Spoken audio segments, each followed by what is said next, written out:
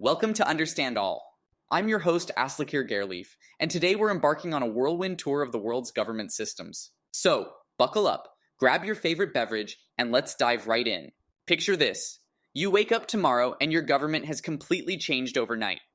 Crazy, right? But have you ever stopped to think about the different ways countries are governed? It's a fascinating topic that affects every aspect of our lives, from the taxes we pay to the rights we enjoy. Let's start with the most common system. Democracy. You can think of it like a giant group chat where everyone gets to vote on what to have for dinner. According to the Economist Intelligence Unit's Democracy Index, as of 2021, 96 out of 167 countries were classified as democracies. That's more than half the world's nations. But not all democracies are created equal. Some, like Switzerland, practice direct democracy, where citizens vote on policies directly. Others, like the United States, have representative democracies, where we elect officials to make decisions on our behalf. It's like choosing between cooking dinner yourself or ordering takeout from your favorite restaurant. Now let's talk about a system that's the polar opposite of democracy: monarchy. Imagine if your boss had absolute power and their position was hereditary. That's essentially how monarchies work. Believe it or not, there are still 44 countries with monarchs as heads of state, according to World Population Review. Some, like Saudi Arabia, have absolute monarchies, while others, like the United Kingdom, have constitutional monarchies, where the monarch's power is limited. But what if power was concentrated in the hands of a select few? That's where oligarchies come in. It's like a VIP club, but for running countries. In an oligarchy, a small group of people, often the wealthy or powerful, control the government.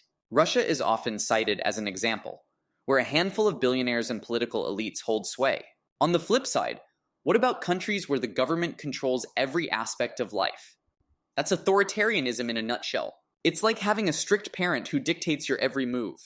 According to the Economist Intelligence Unit, 59 countries were classified as authoritarian regimes in 2021. That's over a third of the world's nations. But here's a plot twist. What if the government was controlled by religious leaders? And that's a theocracy for you. Iran and Vatican City are prime examples, where religious figures hold ultimate authority. It's like if your school was run by the most devout teachers. Now, let's talk about the difference between federal and unitary systems. In a federal system, power is divided between a central government and regional governments, like in the United States or Germany. It's like a group project where everyone has their own tasks but still works together. Unitary systems, on the other hand, are more centralized, with the national government holding most of the power. Think of it as a solo project with one person calling the shots. But wait, there's more. Have you ever heard of a semi-presidential system? It's like having two bosses at work, a president and a prime minister, who share executive powers. France is a prime example. Talk about a power struggle. And let's not forget about the quirkier systems out there. City-states like Singapore, micronations like Vatican City, and even future possibilities like a global government or AI-controlled societies. The world of governance is full of surprises. As we wrap up our world tour, let's reflect on what we've learned. From democracies to dictatorships, monarchies to theocracies, the way a country is governed has a profound impact on its people's lives. It's easy to take our own system for granted, but understanding the alternatives can make us appreciate what we have, or strive for something better. So the next time you hear about an election, a coup, or a new law being passed, think about the bigger picture.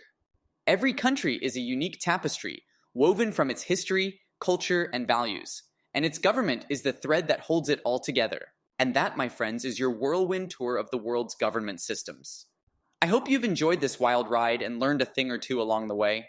Remember, no matter where you live or what system you're under, you have the power to make a difference. Stay informed, stay engaged, and never stop questioning the status quo.